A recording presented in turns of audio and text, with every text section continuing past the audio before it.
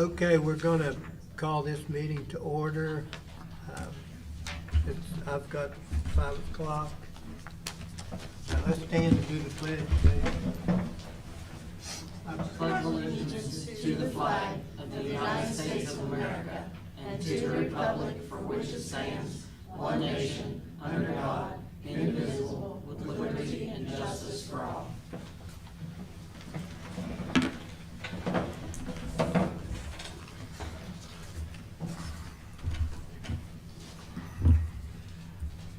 By the way, if anybody really likes doing the pledge, all you have to do is let me know, and I'd be glad to let you do it anytime we have a meeting. But I don't want you to feel like you're obligated to do that.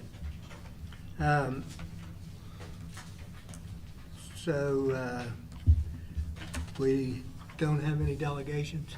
No, sir, not signed up at this time. Okay. Consent agenda, the minutes of September the 26th. Has everybody had a chance to read the minutes of September the 26th? I make a motion that we approve the minutes. Second. Been moved and seconded to approve the minutes of September 26th meeting. Any discussion? All in favor? Aye. Aye. Motion carries. Treasurer's report. Clay, you got any news for us? Only good. We're glad to see you up and around. I'm glad to be feeling better, thank you. What I have for tonight is a schedule of checks to be written. I am working on, I realize that we are behind on our financial reports. I'm currently still working on the financial statements. There's a couple new things that I had to deal with this year and kind of had to learn and reach out for some help. One was with our capital lease purchase. And we also had two new GASB implementations that we had to put into effect this year. So I have been working my way through that. I apologize for the delay. They were due on September the 28th, but I have reached out to the state. They know what's going on. They are working with me to get those done as soon as possible. It's not one of those things you can turn half of it in because your financial statement is either right or it's not. So it has to be whole and complete before I can turn it into them. Are there any questions with the schedule of checks to be written? Yeah, I guess it would be page 1, it says. Okay. All the grade 8 WV kits, the investigation note, 8th grade set, it's the largest purchase on the summary that it totals $71,343 on page 2. What are those? I'm just curious. I'm sure they're some sort of learning something. Do you know what those are specifically? License, showing? maybe teacher's license, whatever. It's just The grade 8 kits? it's the biggest expense on there. Page 1. It starts on page 1, but you'll start seeing like it said investigation note. The word investigation is what caught my eye, but $13,567. Investigation note, 8th grade set, $12,000. The total bill for that company, that print grade, or I don't really know who it's written to, but it's $71,343. That's Amplify, that is our middle school science adoption. So that's something new that we're, Well, like that new was- textbooks. new- Textbook. Yeah, it was textbooks, and they have been on back order. We were supposed to get them in July, but then we just now got them, and we don't pay the bill until we receive the Right. supplies. Okay. I just wondering what it was exactly. And then custom tablecloths times 8, $4,000. What type of tablecloths are we buying? That is with the CIS money. That is a grant that was gonna expire, and we were just using the money. Those are tablecloths that have the county emblem on it. Okay. And it says Gilmer County Schools. Okay. For com- So for- 6-foot tables, 8-foot Yeah. tables, so we can have matching Yeah, tablecloths. nice. Yeah. Okay. Any other questions? Charlie, tell them what CIS is. It's communities and schools, and that grant, it had to be encumbered and liquidated by November 30th. The encumbrance was September 30th, and then the liquidation had to be November 30th. So that's why it was just purchased. Okay, well, it's good just to tell us what the acronyms mean. Oh, So it's communities not- and not- schools. Yeah, And there are 2 at the high school and there's 1 at the elementary. Right. That's all I had. Any other questions with the schedule of checks? Do I have a motion to approve the schedule of checks to be written? I make a motion. Second. Been moved and seconded to approve the schedule of checks to be written. Any discussion? All in favor? Aye. Aye. Motion carries. All right, the next thing there, the discussion of Amendment 2 is going to be on the ballot in November. Don't know how many of you have heard about it, don't know how many of you are aware of it, have looked at it. I want to present facts tonight. I mean, there's still a lot of unknowns, a lot of questions. I've been to a meeting with the superintendent. I think they came out of that meeting with even more questions. So tonight I kind of want to make everybody aware of just the facts that I know. Amendment 2 will be on the ballot in November.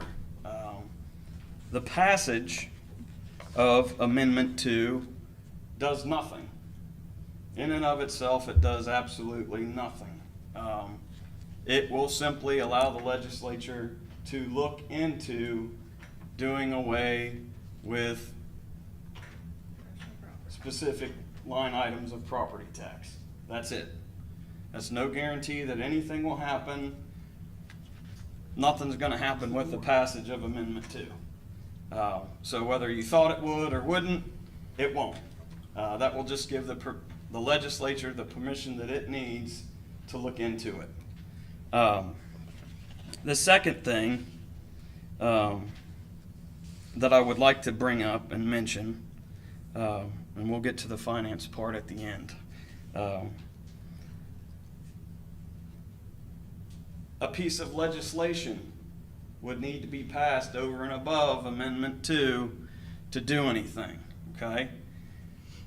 The way that it is right now, that would have to be 2 pieces of legislation, because you would have to have one to do away with property tax, and there would also have to be another passed and go through that whole approval process in order to make up, if property taxes were taken off of our tax assessments for a county, and this is county-wide, this affects the school, all the local municipalities, everybody. If property tax is taken off of there and nothing is done, those entities would lose valuable revenue, valuable operating revenue. So, passage of Amendment 2 does nothing in and of itself. It would require at least 2 more documents, okay? 2 more pieces of legislation that would have to be passed in order to, 1, do away with property taxes, and 2, if they do away with property taxes, what are they going to do for entities to make up that difference? All right, the third fact, all right, and I kind of briefly mentioned this. If personal property tax were to go away, that would create an assessed value loss and therefore a revenue loss for every county in the state. This would especially affect those few counties, school counties, that are considered growth counties. All right, fact, it is being promised that the state would backfill those losses with other revenues. What those other revenues are at this point, I don't know. Okay, I can't stand here and tell you that I do know.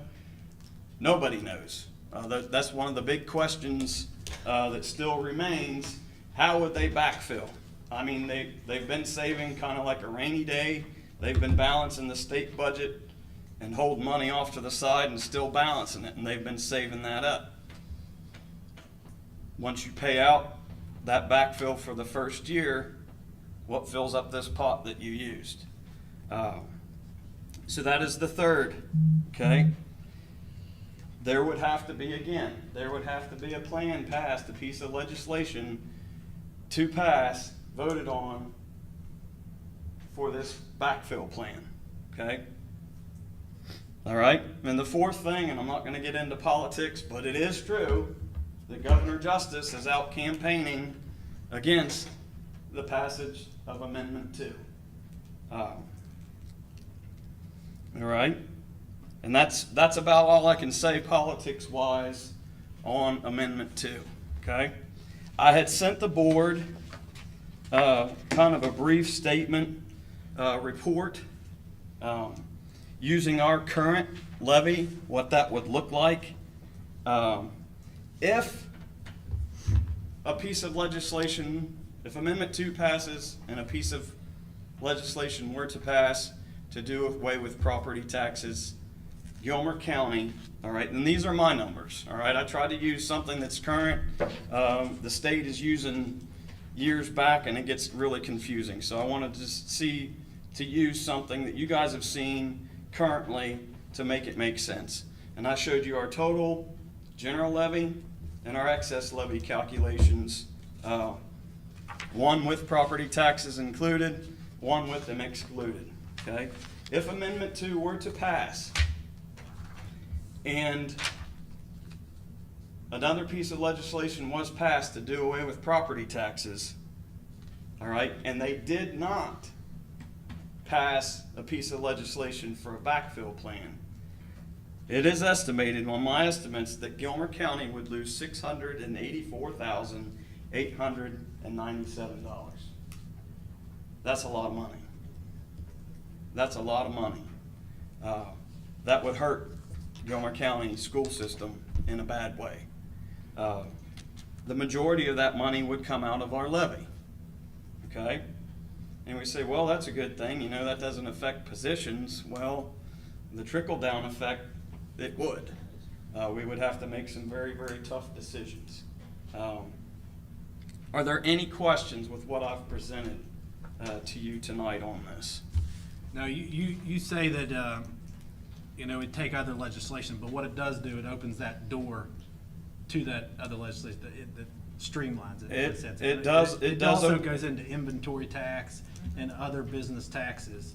Yes. Besides not only just, you know, Property. property taxes. There's Right. a lot that goes into it. Right. And I think that, yeah. It would open the door, and I guess that's when you open that door, and you only have what if questions. Well, that'll be probably the only thing that'll ever be on a ballot. Right. From then that gives them the authority to make those decisions. To look into it, yes. Yeah. And I mean, there was talk that those two pieces of legislation would somehow have a clause in there that ties them together, that one doesn't take effect without the other. So doing away with personal property tax, if that passed and then the backfill plan did not pass, doing away with personal property tax would not pass. Because that'd create a tremendous hardship across the state, all state governments, not just county school boards. Any other questions with that?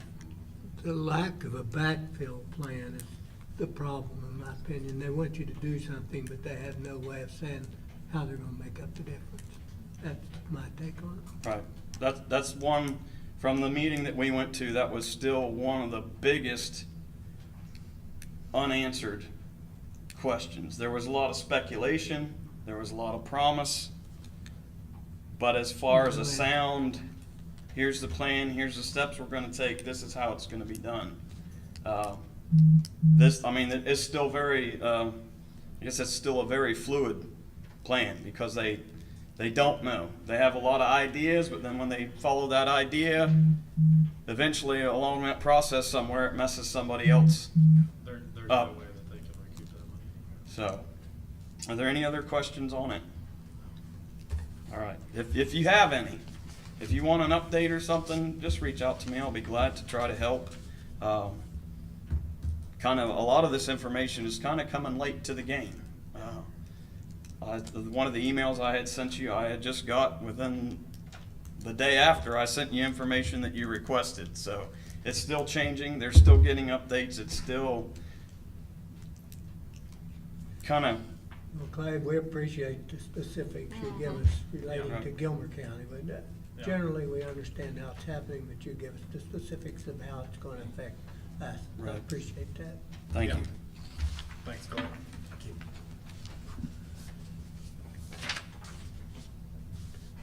Any further discussion about Amendment 2?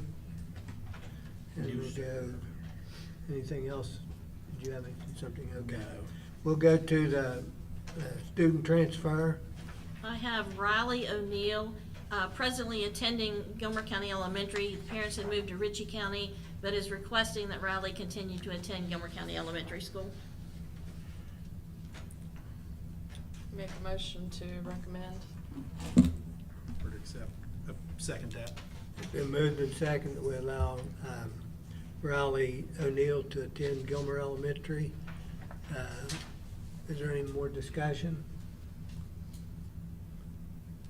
Hold on one second. Okay.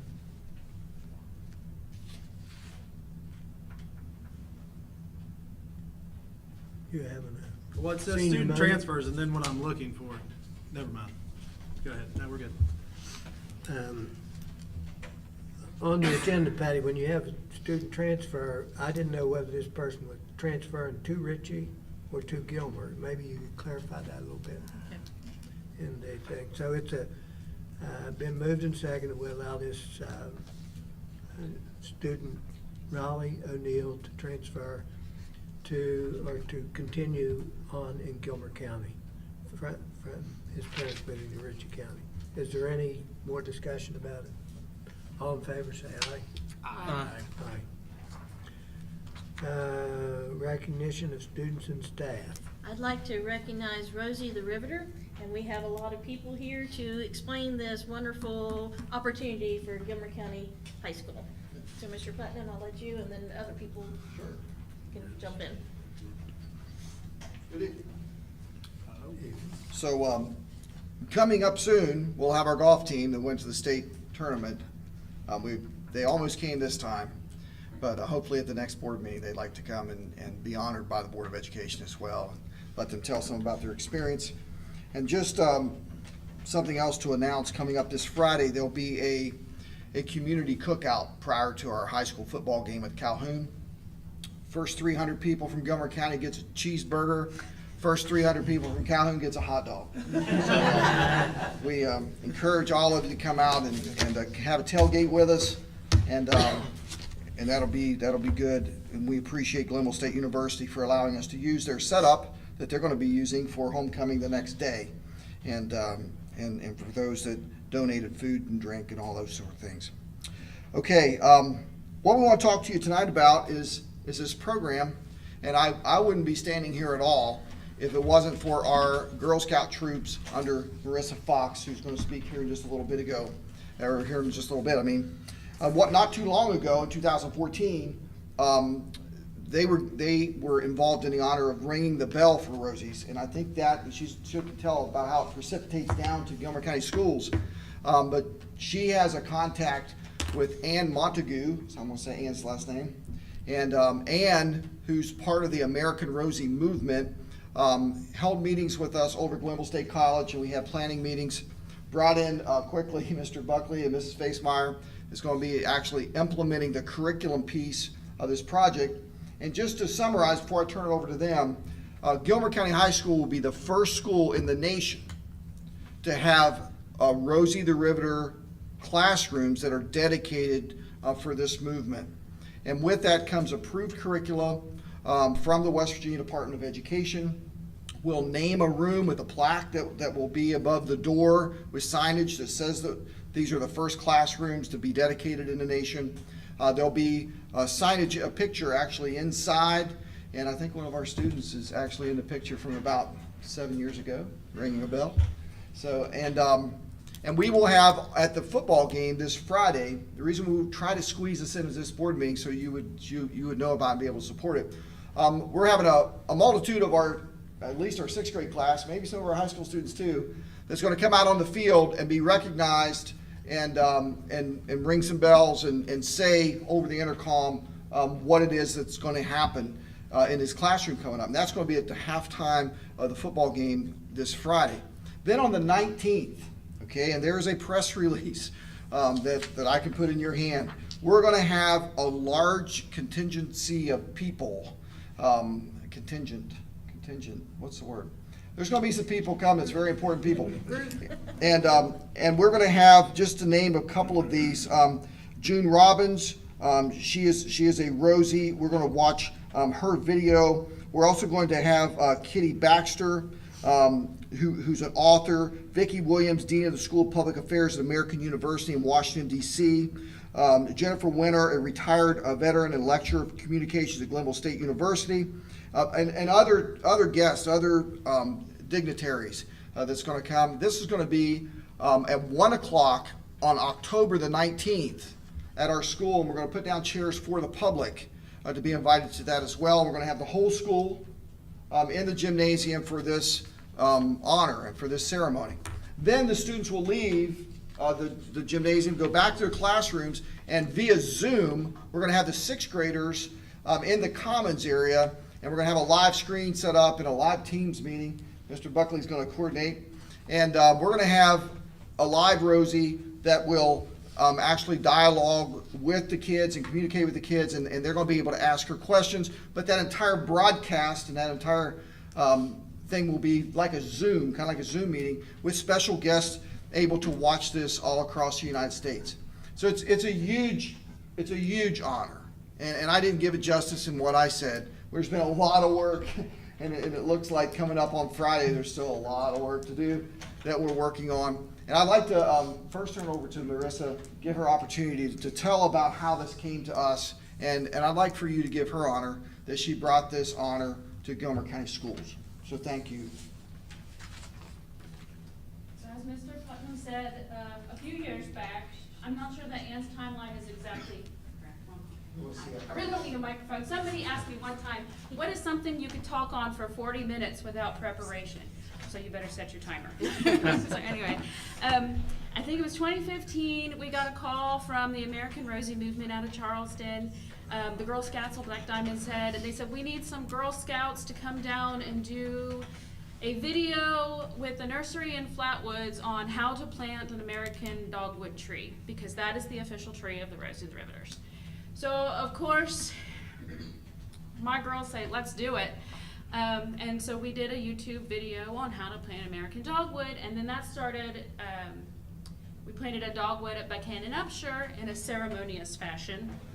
And it was pouring the rain down, and we had a Rosie named Bobby Lamb there present, and we didn't want her to have to come outside into the weather. So Mr. Bill Bonnet, you all may know Mr. Bill Bonnet, he had his bell there present with him from when he was in the Navy, and he handed it to a Brownie Girl Scout standing right there and said, when we plant the tree, we want to ring the bell to signify the planting of the tree. So at the end of the ceremony, when we were reviewing, for future, doing the recap, we thought Ring a Bell for Rosie was a much more significant way to honor the Rosie the Riveter. The work that these women did during World War II was important work, but what we wanted to recognize even more was the we can do it attitude. There is a hard job that needs to be done, and we're not typically the person who's called upon to do it, but that doesn't mean we can't.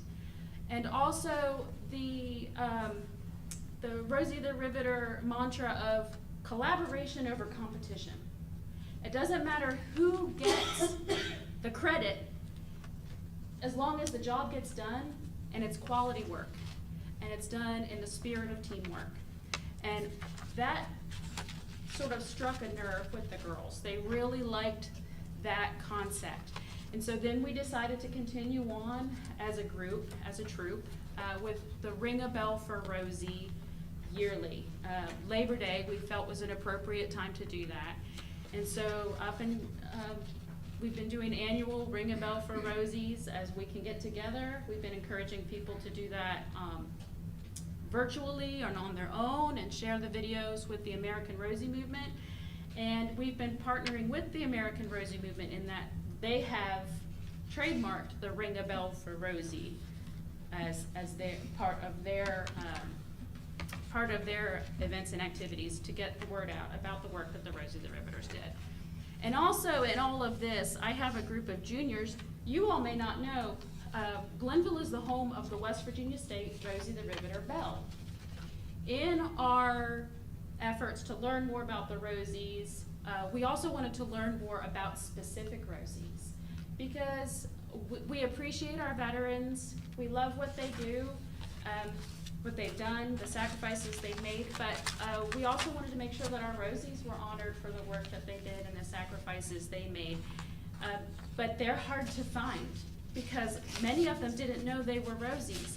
And you may know Miss Ruby Coberly. She was our Gilmer County Rosie the Riveter.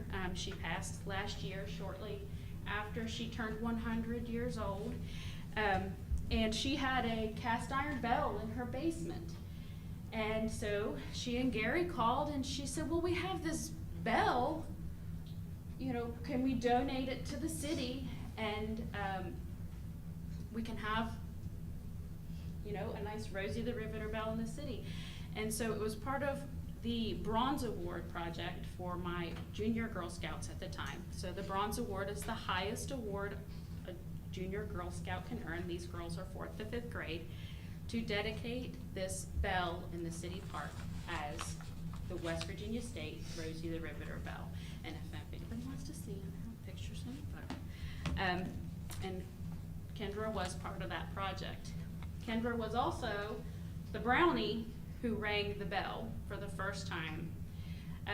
So then Anne and the American Rosie movement, thanks Plain and Simple, and the Girl Scouts of Gilmer County sort of had a running relationship, and she sent us a message and said, what do you think about having a school in West Virginia be the first nationwide recognized Rosie the Riveter classroom? And I said, why not Gilmer County? Because they're all here. And so that was when we started the process of getting connected with the school and having this happen. And also, Anne knows that in Gilmer County, we can do quality work, and it's teamwork, collaboration over, you know, competition.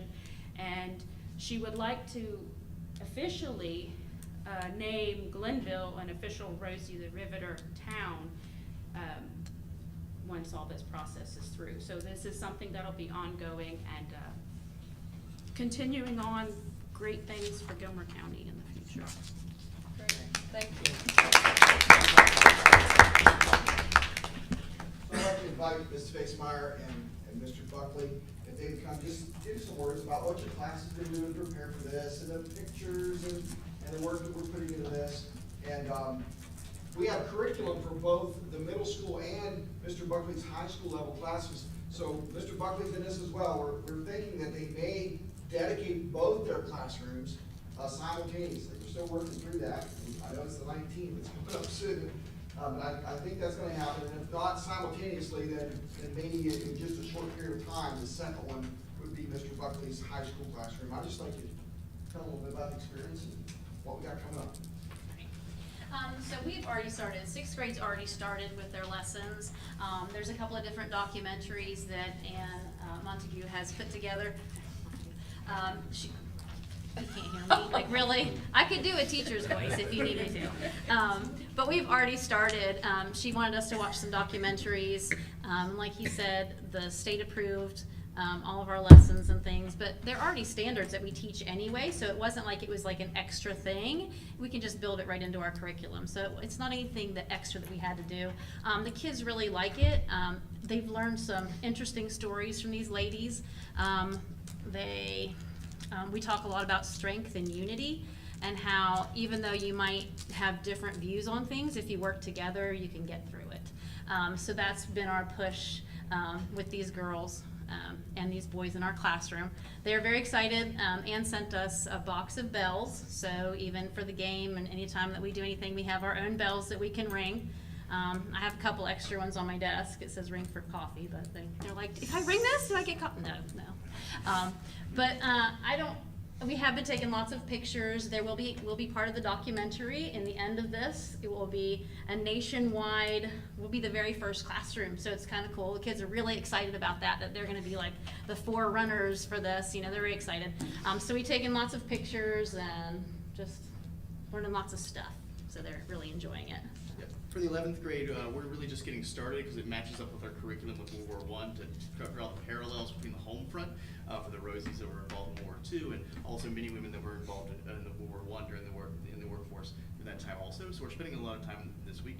A lot of the focus has been in the 6th grade so far with the halftime and with the more smaller session on teams. Our juniors are going to be involved as well, and they were either going to name our classroom either this next week or perhaps in the spring. We're still working those details out a little bit, but it goes with our curriculum as well, and that push for talking about unity and pulling together, and really there's American ideals of doing the right thing in the face of great adversity is really what we're trying to focus on, especially with that message of unity.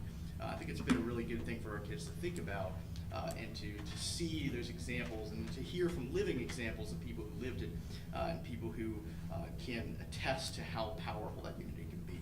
And so we'll be taking some pictures as well and doing some media. Of course, we'll be running that Teams meeting that will be on that next Tuesday. I think that's Tuesday, right, the 18th. The 19th. 19th, right, get my days mixed up. So Tuesday the 19th, and that link will be able to be published if I think we're inviting them, right, if they want to go in person. Oh, yeah. Or if there's also the web link too, if you can't make it in person, that'll be available for you too, if you wanted to tune in from afar. So we would love to have you there if you could. And also the video that she was talking about, her little quick video, if you go to AmericanRosies movement.org and you go to, I think it's films or videos or whatever, you'll get to see Marissa's video on there. I don't know if you knew that. Yes, the dogwood, yeah. So we actually, the class watched that and they thought that was cool because they knew those people, so. Yeah. Girls, would you like to say anything? Thank you very much. I just say we're very, very proud to have this come together with high school, and thank you to our Girl Scouts for bringing this opportunity.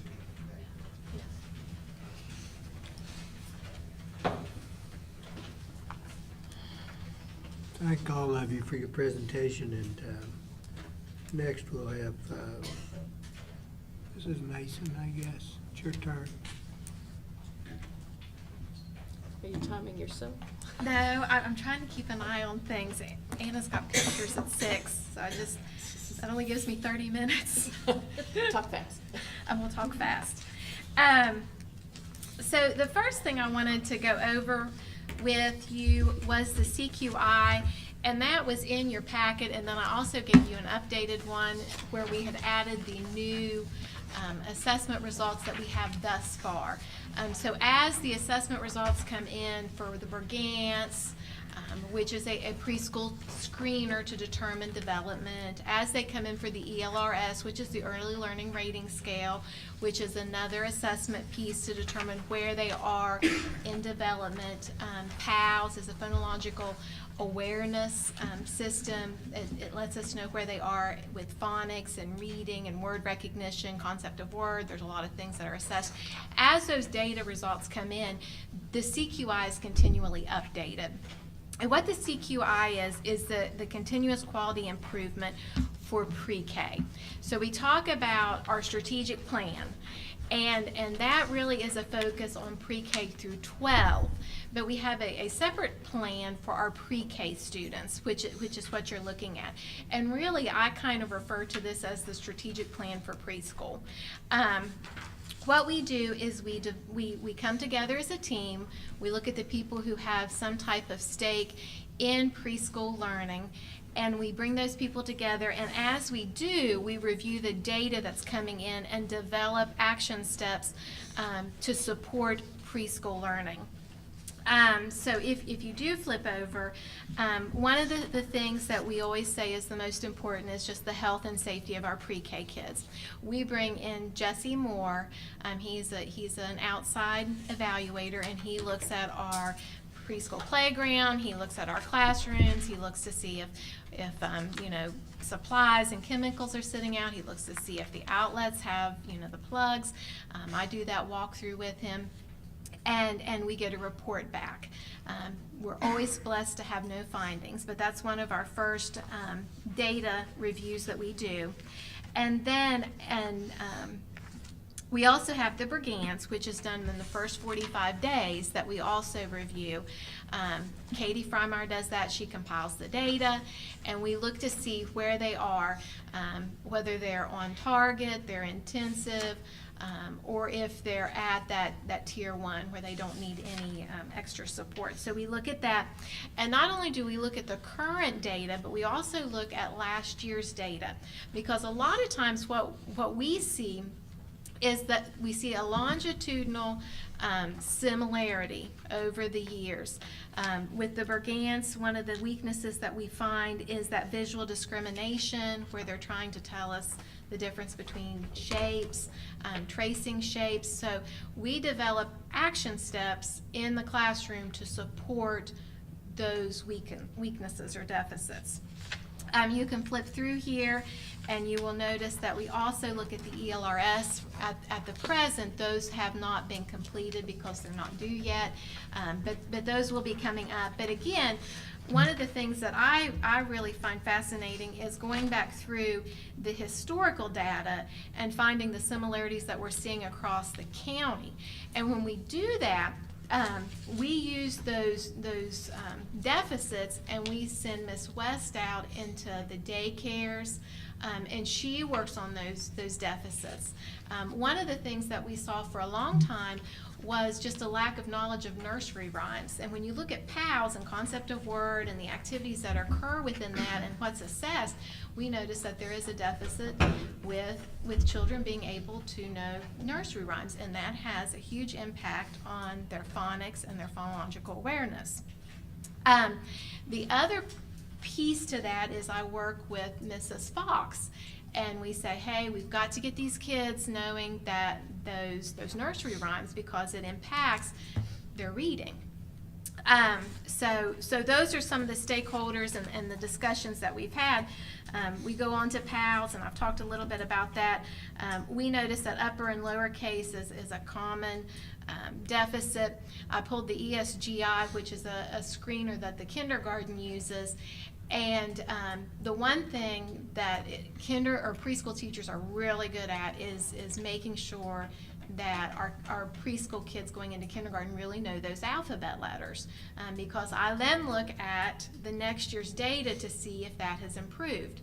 And I was talking to a college class not very long ago, and I was just so happy that, one of the things that we really focus in on with preschool is being able to know those letters, upper and lower case, and they are knowing them, and they're retaining that information across the summer.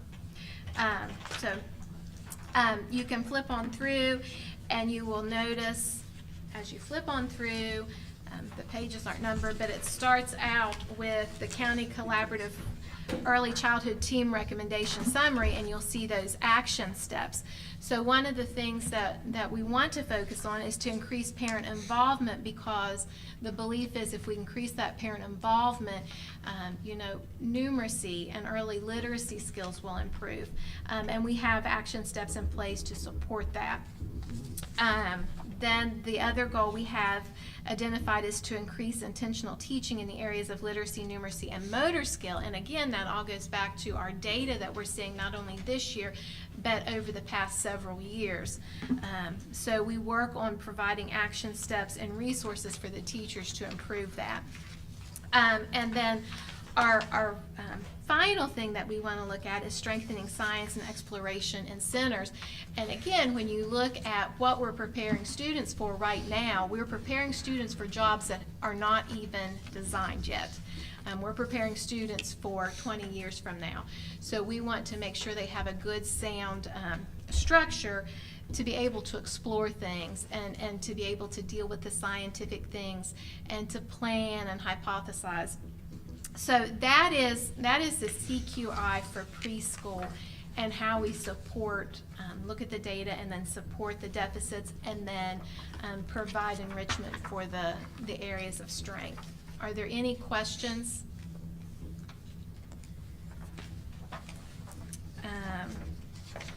The other thing I gave to you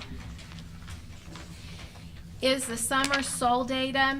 And what this is based off of is I look at the end of the year benchmark data. I collect that for any student that is attending summer school. And then I look at the beginning of the year data to determine if there has been a summer slide. That is part of the ARP money, that ESSER money, that COVID money. It's called a lot of different things. But we want to make sure that what we're doing has a positive impact on students. You can look and see, we had more kids come to summer programming than what's identified on here. The problem is I may have had some kids that had an end of the year evaluation, but then they didn't have a beginning of the year evaluation, or vice versa. So we have more than what appears on this, but the data that I did render was on the sheet I gave you that said summer SOL, and you can see a very high correlation between summer school and retaining information, and not having that summer slide that people are talking about in comparison to those that sometimes do not attend summer school. So very positive for Ms. West, who runs that summer programming, and very positive for Mr. Fisher, who is also up at the high school. The other thing that I am super happy about is the number of credits that were recovered from the high school. You don't see that pre and post test data from the high school, but you do see the number of credits that are awarded to those high school kids. And again, when you go back to the accountability system and what the expectation is for students, having those credits, we do need to make sure we are targeting those students who are credit deficient. And 12 I'm very happy with. Any questions on the summer SOL data? Okay, the other thing I gave to you was the benchmark data. And when I gave this to the principals, I gave some caution. There still is some hiccup with WEVAS 2.0. And I say that because I have had to go in and manually input rosters. And my concern is that they're counting some of the data twice, some of those students twice, because of how WEVAS is pulling stuff. So when I give this to you, and when I gave it to the principals, I gave them a strong word of caution to be careful, because I do think it's pretty close to being accurate, but not 100%, because when I went in and pulled different students and had to add students, I noticed that there were some discrepancies. So I just kind of want to go over and explain it quickly. The first part is the reading, the STAR reading. And one thing you'll notice is there are two identified assessments in STAR or Renaissance. There's the early learning, which we use for our kindergarten and our first grade. If they score at a 775 or above, or if they can pass that pre-assessment piece, then they can go ahead on and take the STAR reading. They assess a little bit different. One, the early learning is really that beginning letter sound, letter identification, what comes next in the alphabet type thing, whereas STAR reading is more of a reading comprehension. So you'll notice with kindergarten, we had a very high percentage take that. You'll notice that the proficiency is indicated, and all of those students did take early learning. If you move on down into first grade, that's when we start to see students who are reading. And those students who are reading and ready to take STAR reading, we do encourage them to take that, and it shows you the proficiency for those students. So that's why only 23% took the STAR reading. And again, you continue on down and you can see, the proficiency rate, and then in the parentheses you can see the participation. And again, I really caution you about taking this at face value, because there's some issues with WEVAS 2.0 and STAR and the bridge that was done. You go on down and you can see the subgroup for the low SES. You can see the special education subgroup because, of course, in our accountability system, we do need to note that what the proficiency is, and we do need to target both of those subgroups. You flip on over and you'll see that math for elementary is noted. Again, for first grade, 0% because we do not assess math for first grade because there's so much reading, not until the December benchmark when they've got some of those reading skills to be able to take that STAR math. Again, low SES is noted along with the special education subgroup. When you flip on over, you will notice that we've got the high school data. One of the things that always comes up is why is 11th and 12th grade participation so low? And again, if a student is receiving their math or reading, that embedded math or reading down at the Career Center, we don't have those kids here on campus. Those students are down at the Career Center and they do their own assessment for that type of thing. But again, you can note the various subgroups for math and reading for the benchmark. Any questions? One of the things, I know I didn't give you time for question, I always have something to say, but anyhow, one of the things that we had talked about when I met with the coaches, I've been meeting with them this year. One of the things that we talk about is how do we make sure that teachers are instructing using those resource-based instructional materials that we are buying them and instructing and using them to fidelity. And one of the things that we have been providing is Kansas writing. That seems to be an area of weakness, is how to compose a sentence correctly. Compound, complex sentences. And so we have offered that professional learning, and now there is a plan to support those teachers to make sure they are implementing it and doing it correctly, especially at the elementary and the middle school part. That's where our instructional coaches are. The other thing that we are really looking at is how do we have our social studies and science who use those informational pieces or informational texts to support our reading teachers. So those are things that are being discussed and we're supporting staff on. Any questions now? I mean, I guess my biggest question is, how does this translate into fixing it? Well, the one thing And that I know we're- it's not an easy question, and it's Yes, not a simple and- answer, but The one thing that we are doing this year is sticking with the strategic plan. One of the biggest pushes is trying to get principals in the classrooms, just making sure that they're doing those pieces. APL strategy, I developed an instructional coaching template, and I gave that to our instructional coaches to make sure that they're in the classrooms and that they're sticking with those pieces that we're pushing that are research-based. so those are research-based and. Mm-hmm. I mean, Kansas I guess- writing is, Tide is. I get help. So is that what we have been doing, or is that new? Well, we have trained on a lot of things, and sometimes people take that training to heart and really do it. And we encourage that because we want teachers to have buy-in to what they're teaching. This is a bit more of a gentle push to try to implement those strategies. And then, you have to think about too, is, are we making it too complicated for the teachers? And I mean, Well, That's just that's a good question. are we making it too hard for them to teach simple things? I mean, I don't. One of the things, when you go back and you look at and again, I'm speaking at the elementary level, when you go back and you look at our data for STAR, and you go back and you look at our data for GSA, there's a phonics piece that is missing. When you look at our textbook that we have adopted, there is a phonics piece.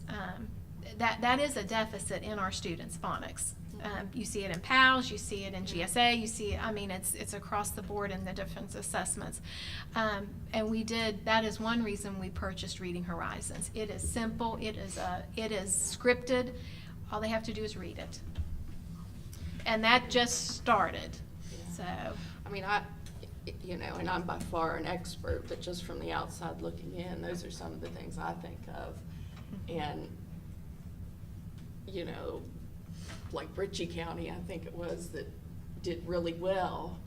Are they going with things like this, or are they simplifying, or, I don't know. There's a little bit more to that story and their makeup of their students, and they don't have the same subgroups calculated into their total population.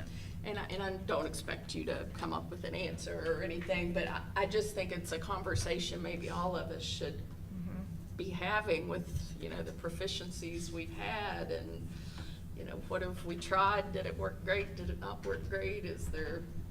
Should we try something different? I don't know. I don't know the answers, and I know you don't either, but. No, if I did, I'd be a millionaire. Yeah, I wouldn't be sitting here if I did either, so, but I think maybe it's a conversation. Well, and that is one thing, we are having more conversation around student achievement. Yeah. Because that, and our goal is math and reading, and our conversation, 95% of it should be about math and reading, and so. But there's a lot of truth in what you just said. The data shows what you put into it. Sometimes, if you have a different set of data for two different schools, the outcome's totally different. It depends on what you use. And if Ritchie County and Gilmer County both use the same data to get to a position in some area that they want, then it's a comparison. But if they use different things, it's a different comparison. Well, and I taught in Ritchie County. It hasn't been that long ago since I taught in Ritchie County. And the same things that we're doing are the same things they're doing. Yeah. I mean, Well, that's what I wondered, looking at other places is. they used Foursquare for writing, Kansas writing. Tide hadn't come around yet, but I mean, Tide and Kansas, all that is the same. There's just a structure for writing. Shelley, we know you work hard at your job, you Yeah. do the best you Yeah. can.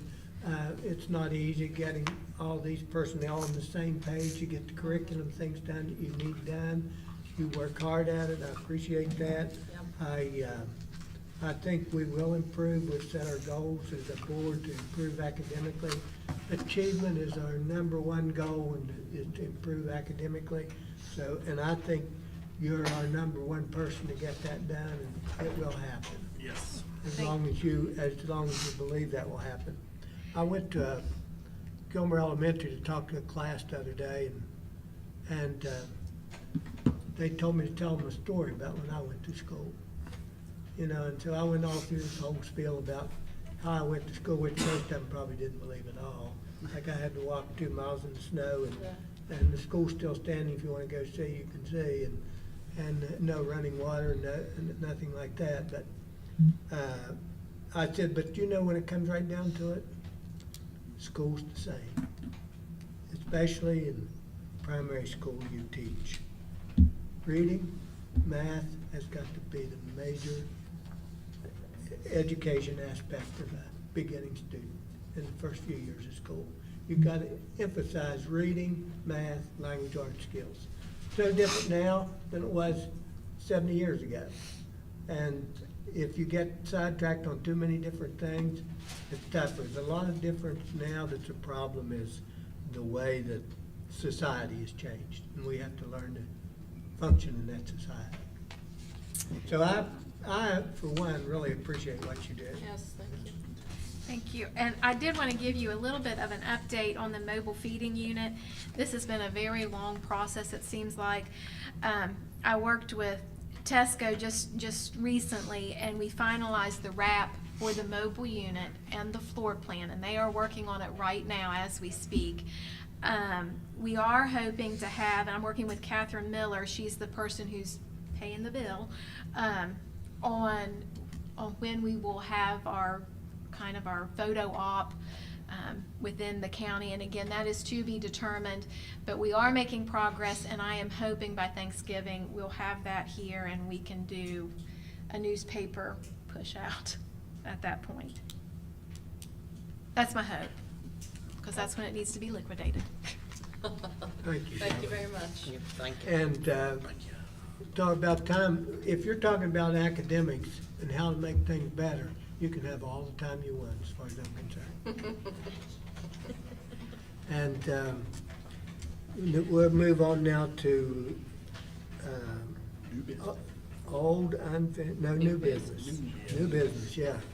We're talking about county purchases over 5,000. I think Mr. Chesser is going to address that for us.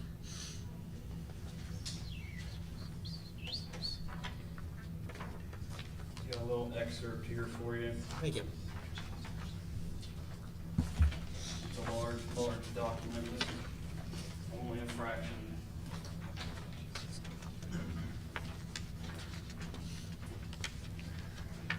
Before we start into this, I wanted to back up a little bit on Amendment 2. Don't want to deceive anybody. The state does have some sort of plan for backfilling the potential lost revenue. Their promise is to not only backfill but exceed what we would have collected to begin with. That is part of this proposed plan. The specifics of it, like I said before, I really don't know, but that is part of their proposed plan promise to the taxpayers, is that they would backfill. They have all intentions of backfilling that money. Just exactly what that looks like and how still remains the big question. I just wanted to clarify that. What you have in front of you, like I said, is the purchasing policies and procedures for local education agencies. This is a document that I've sent out to the board before. If you have not received it and would like to receive it, just let me know and I will send it out again. It is a very large document. It goes over everything that a local education agency has to do to purchase something.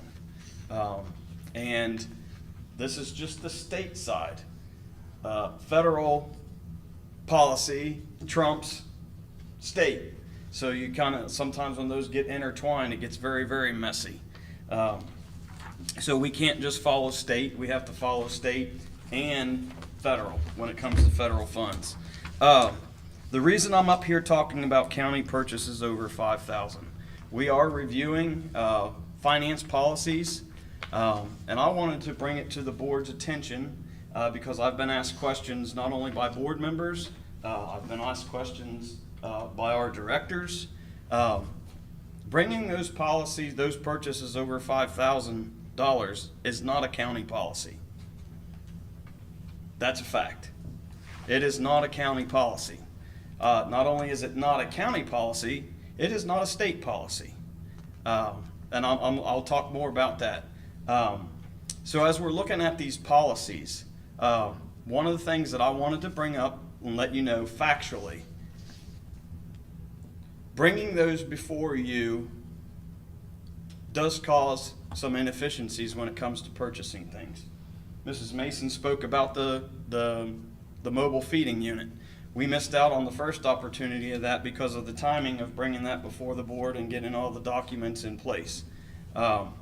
During COVID, we had actually missed some purchasing, and I came before the board and said, hey, you know, for COVID, can we just put this on hold, and anytime we make a big purchase, I'll notify you.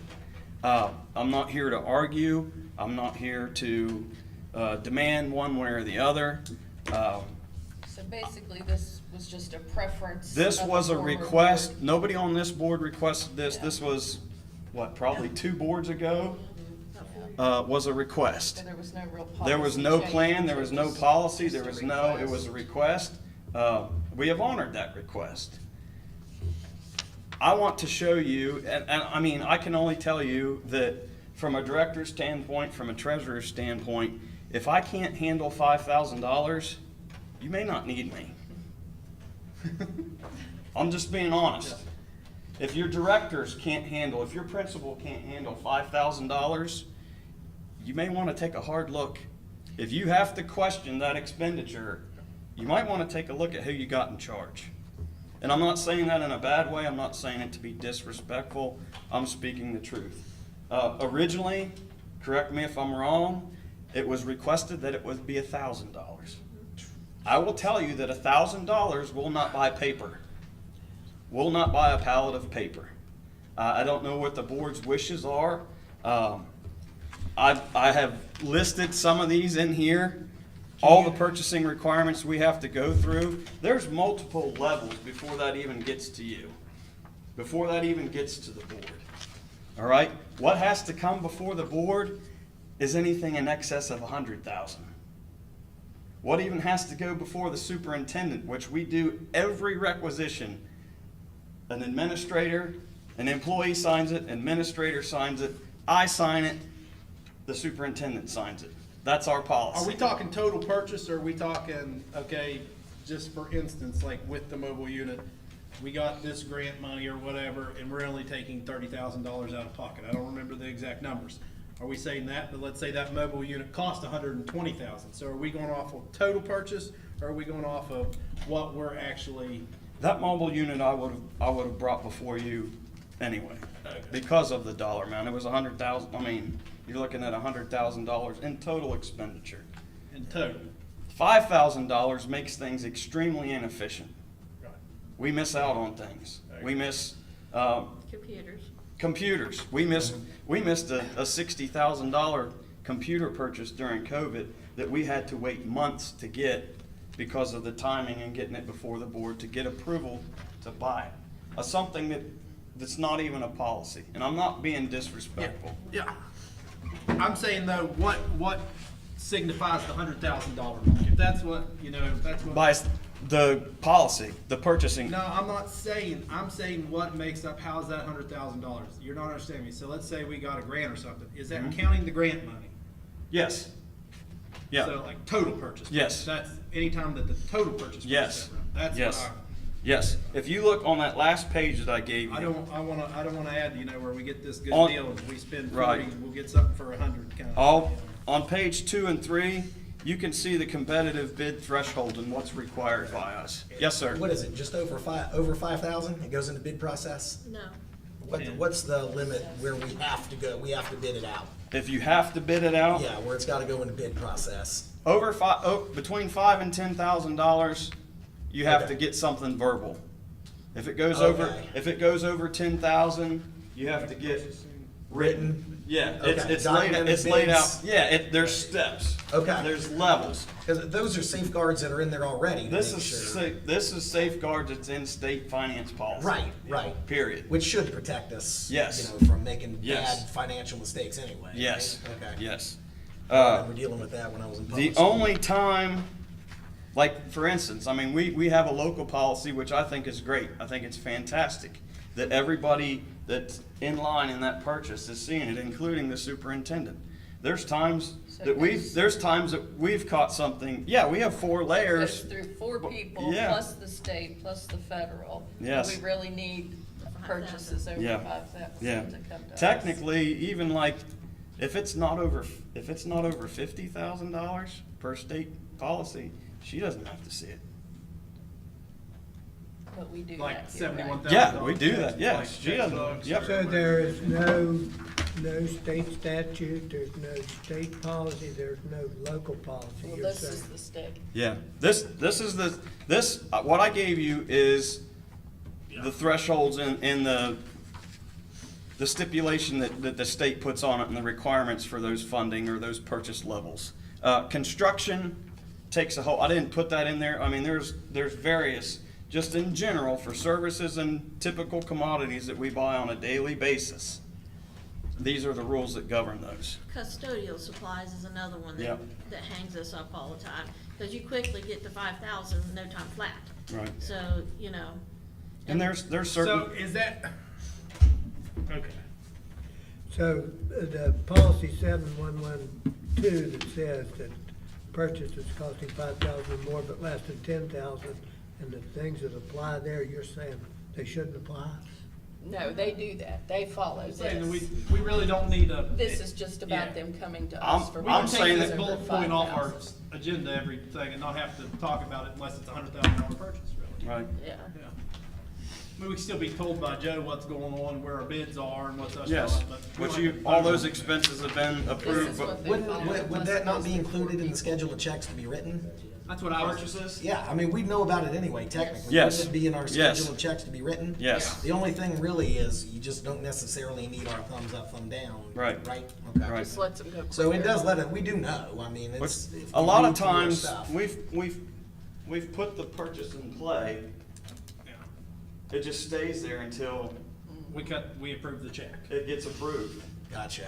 And a lot of times, like, especially like through COVID, and I mean, even more now, if we hold on to that for 2 weeks, Maybe prices gone. change. Or it's gone, and you Yeah. have to wait 6 months to get another one. For a higher price. Well, I would suggest that we let the policy committee work on that policy. It's not even in policy. It's not in policy. We don't have a No, we county. don't. There is No, no, that was just by it was a request. request It made was by the just board. Some board, It couple was boards ago good requested with that. It was a never put in request, policy or it was a anything. request made by a former board member that was placed into a motion.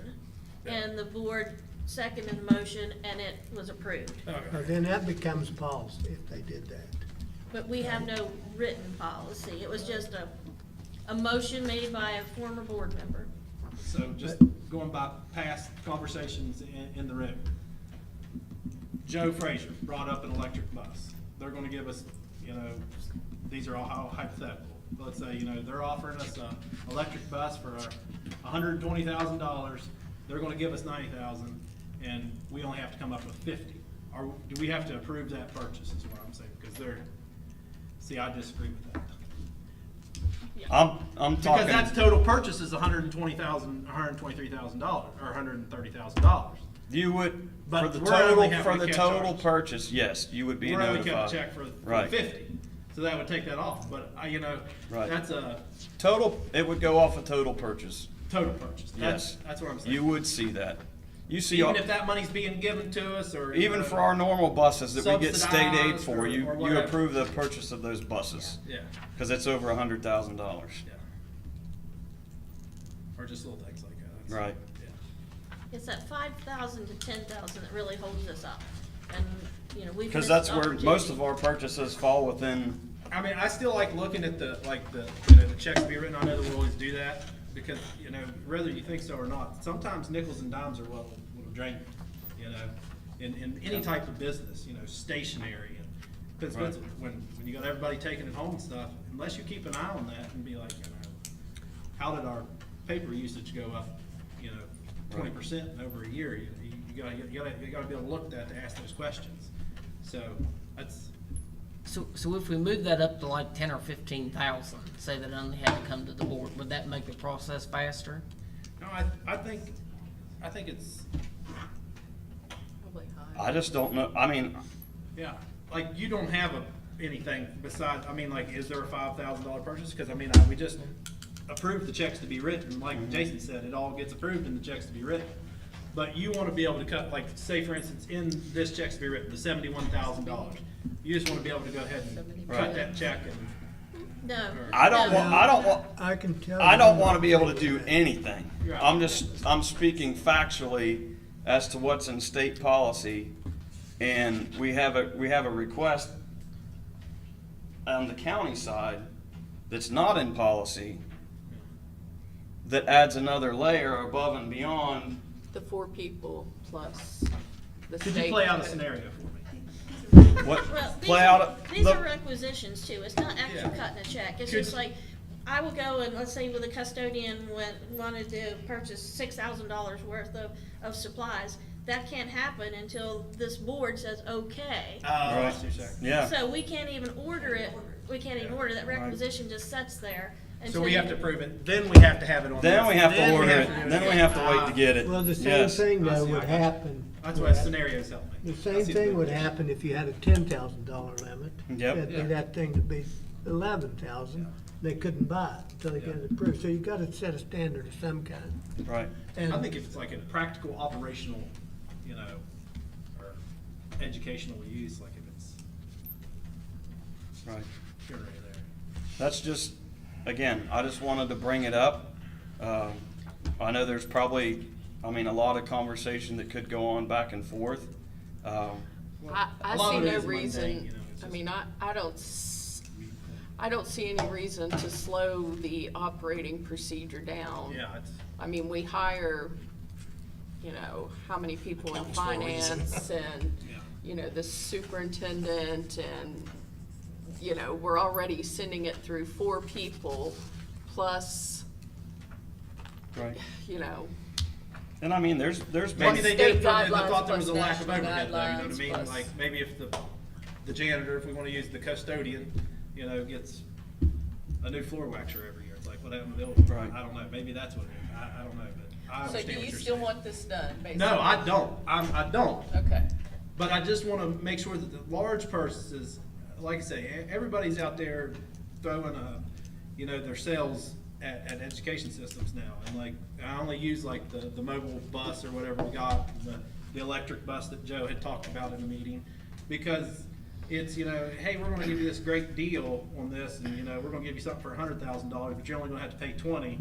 And that's not Well, I always, that's a think- sales, yeah, that's not always the best. I think deal. things like that would come to the board. Yeah, that's all I mean, I don't think anybody's trying to No, I don't either. But that's, circumvent, or I think it's. no, but I agree. I mean, it's, you know, if we can minimize this a little bit and take some of that stuff out of there and we still have clarity, but, you know, What do you think, Tom? you don't wanna know. You want it approved? I think we should stick with the 5,000 limit and the board approve it if it's about that. So how is this put on the agenda? I, County purchases over 5,000. So we could take action. If you don't wanna take action on this, we need to table it to another meeting. If you Everybody take wanna think action. about it, or postpone it? I mean, Cody? I say we postpone it. I'd just like to talk to Clay a little bit more, maybe in like a more, you know, neutral I mean, setting. I'm okay with postponing it. I think that we raise that amount for sure. Yeah, for But I sure. still kinda think that there needs to be an amount set that we look at. Well, there over a is, certain and it's time. in this right here, and I get that. I would like to have full time to read through this. What That's you've fine. heard- Yeah, what you've given us before. I'll send you the full I document. mean, you've taken the time to print this off for us. I'd like to take the time to read it. But your amount, Hillary's amount, my amount, his amount, maybe Take all the different. average. Yeah. Yeah. We can take the average of them. I don't wanna stop business, but I just know that that's why somebody did that, is, you know, just to have a little bit of oversight. And then if we wanted, whatever we do probably needs to go into policy. When did that was a practice when I was up, Yeah. years ago. I'll tell you, Dave Ramazan asked for it during a board meeting. Yeah.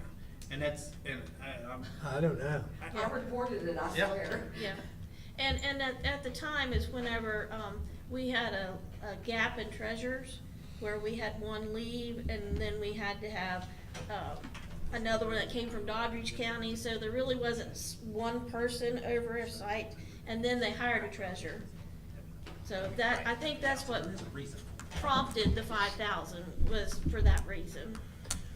Well, I don't know about that. All I know is the history of when I've worked, that always was a policy that anything over $5,000 had to be approved by the board. So make a motion to postpone till Are you gonna table or postpone? I'd like to just we postpone. table it, read over this, reconvene. We're gonna have a special session on Thursday. Maybe we can all get a little bit and we can talk about it Thursday. No. Yeah. Huh? We're having a special session Thursday. So are you wanting to table or postpone? Because isn't postpone, you have to bring it up later in the meeting? No, And- that's Or table. I table think. later, so I postpone? think it's postponed, I think. I'd get confused with those two I terms. think it No, is. we have to decide on what we're going. And we just postpone it to another time. So next meeting, will everyone have looked at everything by the next meeting and wanna, so, Yeah, Yeah, that's fine with me. It might have to go into, executive session or something, talk about it for a well, minute. we can. You can't, finance. Yep. So I make a motion that we postpone it,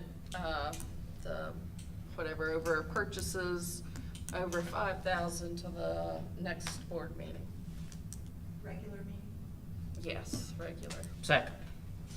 Been moved and second, we postpone this, did you say, instead of table? Yeah, postpone, I think is Postpone it correct. until the next, regular board meeting. And it's been seconded. Any more discussion? No. All in favor, say aye. Aye. Thank you, Clay, I see where you're coming from. We'll read it. Okay. Student leave of absence. This happened before we could get it on the last agenda, and the student went out of town September the 29th through October the 7th, and it does exceed 5 days. Even though Mr. Price did sign off on it, it's board awareness, so if you want to approve it, then it will be an educational leave. If not, then he'll be I can approve up to 5 days. up to 5 days. And the Make- 6th day will be unexcused. I make a motion that we approve the student educational leave. Second. Been moved and second to approve the educational leave of absence. Any more discussion? I mean, do we know? Okay, yeah, that's fine. They're If back. that- They're back now. Yeah. I have no problem with this, but I want you to know that when you do this for this student, you're gonna do that for any student that wants it, because that will be policy. I Do we think know would why about though? I it. mean, why? It just, they didn't turn it in time to meet the last Oh, board. but they did have, okay. Yes, yes, yes. And it did exceed the 5 days that Mr. Price can approve. Okay, it's been moved and seconded. All in favor, say aye. Aye. Opposed? Okay. Old unfinished business, None. none. Personnel, Can I make a recommendation for my retirement? I was wondering about that. You gave us a letter. So, do you wanna do professional and then extracurricular? Yeah. Okay, under professional, I have Peggy Runyon, substitute teacher, Gilmer County Schools. Jean McCune, substitute teacher, Gilmer County Schools. Patricia A. Lowther, retirement superintendent of Gilmer County Schools, effective October 31st, 2022. Make a motion to approve the professional section of the agenda. Second. been moved and seconded to approve the personnel section of the agenda. Any discussion? All in favor, say aye. Aye. Opposed? Motion carries. Extracurricular, Jean McCune, elementary basketball coach, second and third. We will have to repost the second posting for elementary basketball coach, second and third. Austin Ratliff, elementary basketball coach, fourth and fifth. Brittany Bonnet, elementary basketball coach, fourth and fifth. And again, repost for the third elementary basketball coach, fourth and fifth.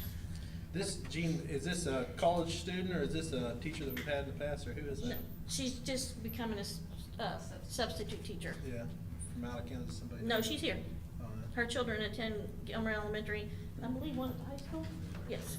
I make a motion to approve the extracurricular portion of the personnel list. Second. Cody's got it. It's been moved and seconded to approve the personnel extracurricular part of the personnel agenda. All in favor? Aye. Aye. All right. Superintendent comments. Information first. Interim superintendent. Information. Meeting organization. We kinda took care of that, right? The discussion of interim superintendent, I don't think we need to do that anymore, because we basically discussed that. But still, meeting organization, and that was just how we want things to be lined up for the meetings and who we want reports from, and that's something everybody. Oh, I know exactly what you're Yes, talking yes. about. Yeah, let's talk about that. Yeah. So if everybody has any thoughts about, So, So- you want me to talk about it? Or I was gonna say, your idea, let's go with it. Well, I mean, everybody shared that. I just had a question before we talk about it. Is this set in stone? I mean, because there's just things that I think would work better, like the recognition of students and staff, if we do that at the very beginning, so that the students and, No, you know, it is not. You can can organize just the leave agenda. after that. Mhm. Yeah, And okay. they don't have Yeah. to sit there for 30 Right, minutes while yes. we're. Mhm. So, I mean, that was one thing I thought of, is just moving that to, After Pledge of Allegiance. sure. You know, and that, I I'll agree talk with about it that. if you want me to. That's a good thing to do, but, you know, when you have students that can be recognized, you can move the agenda up and down, things on it, you don't have to. Okay. Just as long as you don't change it, but let's list it first.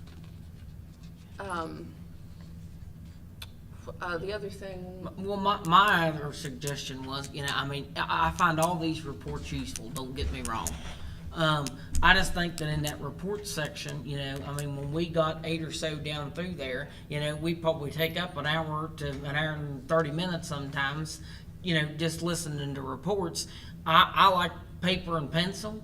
You know, I mean, I just wonder if we may not change some of those to written reports that we get in our board packets. And then that would trim down the agenda, or a, you know, or a calendar. You know, I'll go to Brett here in a minute. I think that's Brett's kind of idea. You know, just give us something that we can look at. We don't need to hear, you know, Mr. Fraser think, gets yeah. up there and he, you know, well, we're going to do HVAC. We're going to do HVAC. Well, you know, he's redundant by the time we get to the second board meeting. We've already heard that. You know what I mean? So I just think if we just, you know, again, maybe written some of those reports down, I think that would help move the meeting along quicker. was that, did the heads, department heads, did that come about by them wanting to come and give reports every time or every other time, or how did that? was a request as well. Yeah. Well, I wondered about that. I can see Joe, but like, I don't want Joe to get up there and, okay, you know, we're looking to get 12, you know, AC units, we've got 9 now. Like, just know, that, you know, if we have that just down 9 out of the 12, because we know that they're working on the AC. We know that they're working on the safe entry. We know that we're working towards putting a storage building out there. If we can just get the progress, that's all. I don't need to know what you told me 3 meetings in a row. I just need the progress. How many of the ACs do we have? You know, the high points. That was the only thing we were talking about, because some of it is very repetitive. But like, you know what, Tyson, a lot of what, I love hearing what you know, have to come and say about high school. I don't want to cut our principals off. Because, you know, that's community involvement. You're gonna get up here and talk, you know, not this meeting, the next meeting, you'll get up and talk about the Boo Bash. And, you know, before you were talking about, you know, it's coming and, you know, what happens at them, and it's all positive stuff, and it's not repetitive. It's just some of the repetitive stuff. Brett, one thing I would say, that we're being taped every meeting, everything we do, and the state uses that tape to evaluate the boards of education. So if you've got to keep the academic portions of it in there. Yeah, that's the academic, the principles and stuff, but Yeah. it's the building stuff, like the air conditioning units. Yeah, once a month, we need to specifically address school performance, student outcomes, and academics That's protection. right. And- So, I mean, how would we address this? Would we ask Joey to determine when he needs to come and talk to us versus when he can send us an progress. update, or? Progress. I think that the superintendent and the president of the board can change the board agenda the way it needs to be. You don't need to do So anything. maybe just And that's why we did Just- go with once a month. I'm like, Joe comes wait once a until month. we have the change Yeah. and then talk Yes. talk. But, you know, like the putting the delegations up there at the next meeting, if you want those, they can be after, the recognition of students and staff, anything, we can do that for certain. And, move it up front, and then we can discuss, how often we want the people to report, or if they need to report once a month, or as needed, or whatever. Yeah. But I would like to have Shelley Mason to continue to Yeah, you give it, have to do that. keeping it updated on the curriculum, how each school's doing, and how the classes are performing. But other than that, So we don't really need to take any action, just talk about No. that. yeah, because the superintendent and the president worked out the agenda. And like I said, I'm sure that there's been boards in the past that we need this here and this here, and they've worked it out that way. So we can work that out.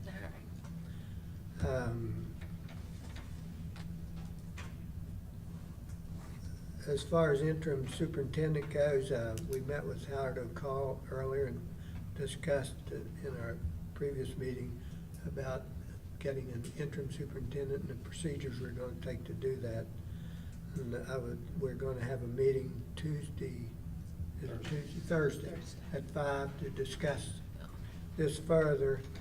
And I'd like to ask each board member, Dr. Barr and Cody and Brett and all of you, when you come to the meeting, think of somebody that you might have in mind to be an interim superintendent.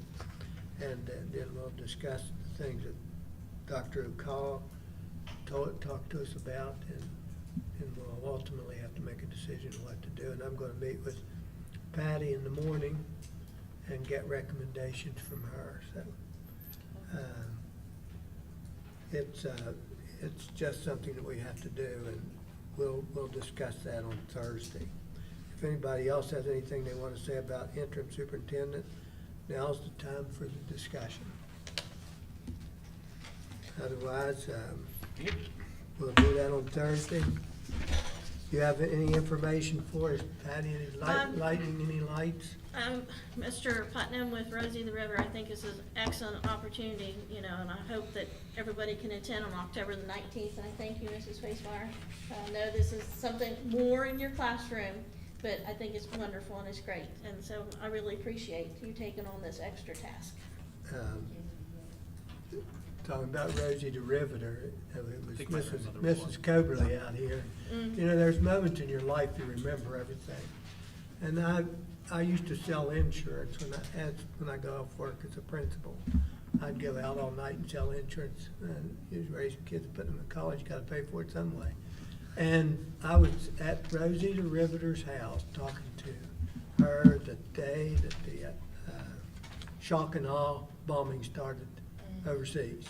And I walked in the door, knocked on, I already had an appointment, knocked on the door, come to talk to him. Her husband's name was Champ, because you guys didn't know that. Champ said, "Come on in, Tom." Said, "Sit down." Said, "We don't have time to talk insurance, we got a war going on."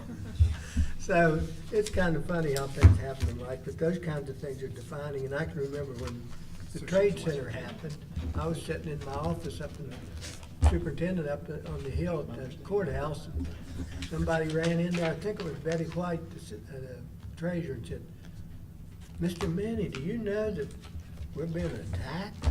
I said, "What do you," I thought somebody was coming after us at the board office. He said, "No, the nation, the Trade Center's been attacked." And then we watched it on CNN. But those are defining moments.